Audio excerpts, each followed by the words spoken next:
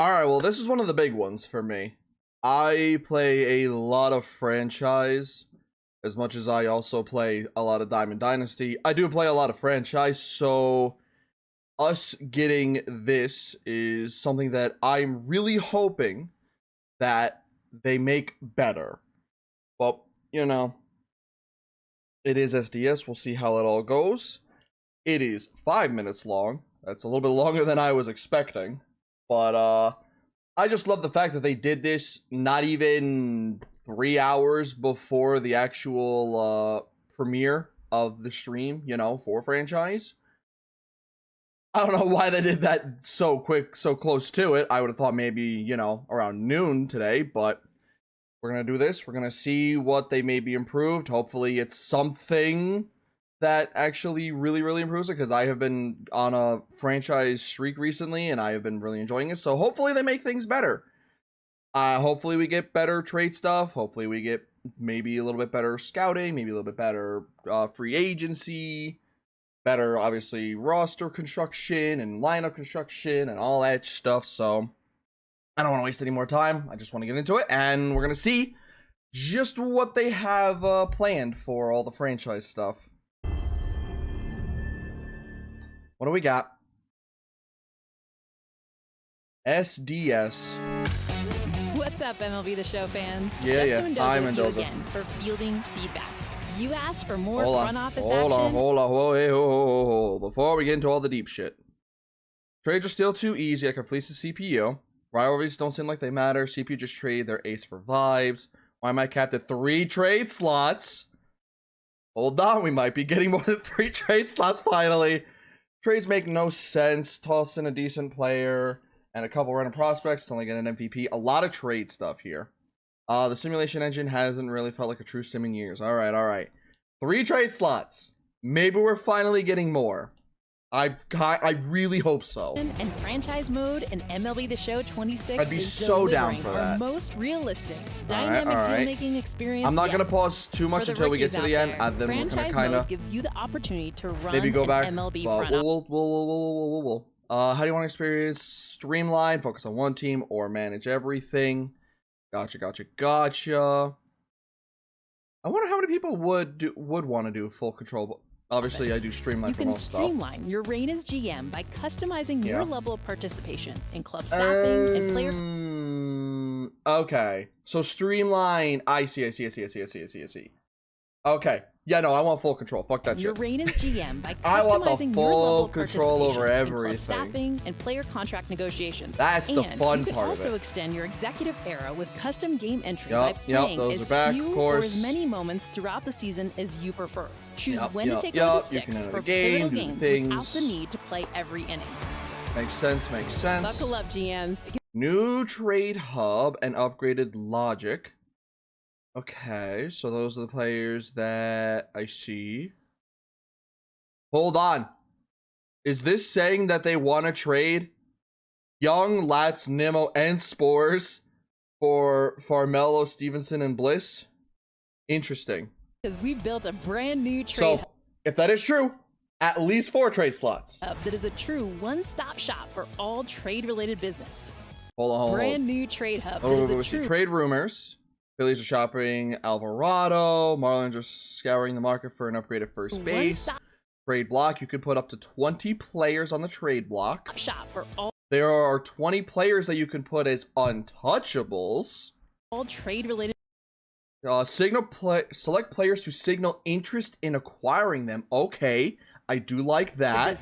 And then you could pick some positions that you kind of want to prefer to make. I'm talking about a central. Carter, Evaldi, Duran, Martin for Paddock and Fairbanks.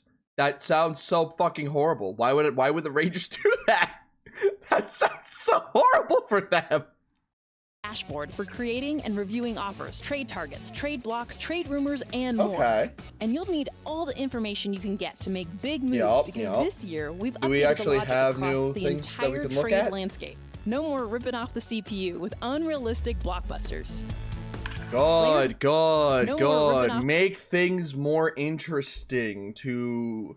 Okay. The CPU with unrealistic blockbusters. Then I wonder, because I haven't seen it yet, I wonder if there's the possibility that you cannot see the like the meter that shows you if it's like a good deal or not. You actually have to like guesstimate it and be like, you know what, this is my offer. Is it a good enough or not? And maybe then they'll be like, you know what, we're almost there, or obviously it's too far away. If that's the case, I like that so much more. Player valuations are at the core of front office operations, player which is why valuations. we revamped the valuation equations for all-stars and prospects alike. Even farm system rankings have been incorporated into our new trade logic. And for the MVP level franchise cornerstones, we've added new untouchable player logic. Yes. Which makes it I think will be nice. impossible to pry foundational stars away from their clubs Nice. mid-season. Okay. For every proposed... That makes it so much better. Because like I said, sometimes you'll just randomly be simming through a franchise and then fucking Tarek School will be retraded after he signed like a 10-year deal with somebody like 3 years into your sim, or fucking Gunner will be traded right away, or Bobby Witt will be traded. They're not going to be traded for the most part. Tarek School makes sense before he signs the contract, but I've seen it like the year after he signs a contract be traded away. It's like, that doesn't make any sense. Trade, the CPU now takes into account competitive factors that make the deal-making experience more challenging. I do like that we can do 4 life. players now, though. Let's I break do like down. that. Season standings. Good luck unloading your aging all-stars on last-place teams. Clubs in rebuilding mode want young, controllable assets. Okay, if that works, I'm so in for it. Specific pieces to get them over the hump in October, like utility infielders, left-handed relievers, or one last bat for their bench. But even if you possess those pieces, Clevenger for Noel and Huff. The deals could still be challenging to pull off because opposing GMs will have their own agendas and strategies. Races and rivalries. Teams bound for the postseason won't be excited about boosting the prospects of potential playoff opponents or investing the future of their division rivals. You know the Yankees and Red Sox aren't doing each other any favors. Market size constraints will also play a role in how receptive potential trade partners are to proposed deals. Smaller market clubs will pass on high. This doesn't nurse our needs. The value wasn't close. We'll revisit things to improve. Price talent on long-term deals, whereas big city teams might target all of the win now war. On your roster. Premium position value. Nice. You trade that away for Logan Webb. Okay. Also factors into the trade market in franchise mode. Deals for shortstops, starting pitchers, catchers, and center fielders will carry a premium price tag. But there's even more to account for because market sentiment will also be considered in all proposed trades, which means that if the trading block is saturated, abundance can lead to trade bargains for buyers. Bidding wars could lead to high prices. With shortstops. I'm all in for that. I'm all in for that. At least while supplies last. Oh my god, what a fucking trade. Of all the young Smith and Latz for Jet Williams, Blake Perkins, and 2 other people. Franchise mode, timing is everything. Due to popular demand, we've got delays, drama, and shopping offers. If this works how I really hope it will work, where you can send in an offer and then they can counter it, and maybe you can counter it, and then you can kind of go back. If something along that line can happen, I'm so happy for that in trading. Gotten rid of Insta trades in 2026 and reintroduced the trade delay system as well as pending offers. That means you'll have time to study trade rumors, shop offers, and make or respond to counter offers. But don't take too long because your rivals will happily block your trades or steal your deals. I'm down for that. False trade rumors around the league with fog of war. And do your homework before making the move to get your star. It's all part of the overhauled organizational strategy and immersive gamesmanship of Damn, Gage Wood, top prospect, but only a C potential? Man, they fucking him over. Franchise mode. And don't worry, we're also giving you the additional trade slot you've been asking for. You can now engineer 4-for-4 trades, an 8-player package in MLB. I'm cool with that. More than 3. I would have liked 5, but I'm much happier with at least 4. The Show 26. Not to be lost amidst the trading logic overhaul are the massive upgrades. All we wanted was just a little bit more to work with. We've modernized batting orders and pitch Peña Alvarez, Altuve, Paredes, Diaz, Correa, Walker, Smith, Cam Smith. All right, that sounds like a fair enough lineup. Lindor, Soto, Bichette, Polanco, Beatty, Alvarez, Semien, Robert, Tyrone, Taylor. Fair enough. To lineup and rotation logic in franchise mode. We've modernized batting orders and pitching rotations to reflect current MLB So as it actually works. No more speed-only leadoff men or bunt-first batters in the two-hole. Oh, We're come also on. now incorporating secondary positions into roster decisions. If your backup shortstop also plays well at the corners, there's no reason to waste him on the bench or diminish his trade value in a market saturated with shortstops. We're also getting much more. Rogers, Bassett, Baz, Bremer, and Eflin. Fair enough, but I could see Baz being like the number 2. What was the Yankees one looking like? So my guess is it's doing. The Yankees one, you still kind of fuck it up, I feel like, here. Because I'm assuming it's going to be Grisham, Judge, Stanton, and then Jazz, Cody, Ben, Wells.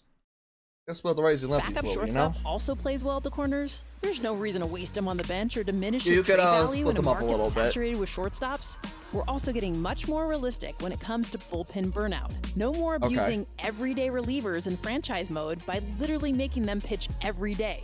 Successful franchises need a well-rounded pitching staff, so you better balance if that your works, bullpen that would be in interesting. MLB The Show 26. That works, that'll be interesting. Protecting pitchers. We're also excited to introduce bullpen games, where you can pitch complete games by committee. You can either choose when your squad plays a bullpen game, or rely on the CPU to make the call in simulation mode. No matter whether you're a first goals, trade hub, staff, transactions, GM or a legendary executive, you can shape the future of a franchise by making big moves in big moments in MLB The Show 26. See you on the field or at the winter meetings. The one thing that MLB The Show 26. Hold on, you can't just fly by that. Excuse me. What is this? What is this screen?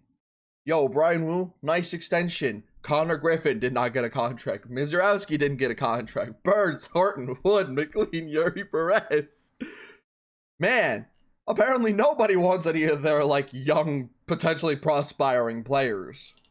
Jesus Christ. Anyway.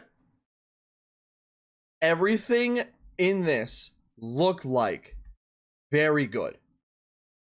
This actually gets me a lot more excited for the in-season stuff of franchise mode. They actually got some stuff here, especially with all the trading, that makes me excited to do trades for this upcoming year. However, there is still one pretty big thing for me that was not addressed and hopefully will be addressed when we get to the actual feature premiere. And that is the fact that they did not talk anything about free agency. I think the way the free agency is set up right now is fine. However, I would still like, at the bare minimum, to front load or back load my contract offers. At that bare minimum. Honestly, I would much prefer being able to choose, like, how much I'm giving, like, per year. If I want to, like, do the first year and the last year is, like, high and then a little smaller in the middle or something along those lines. I'd love to do that.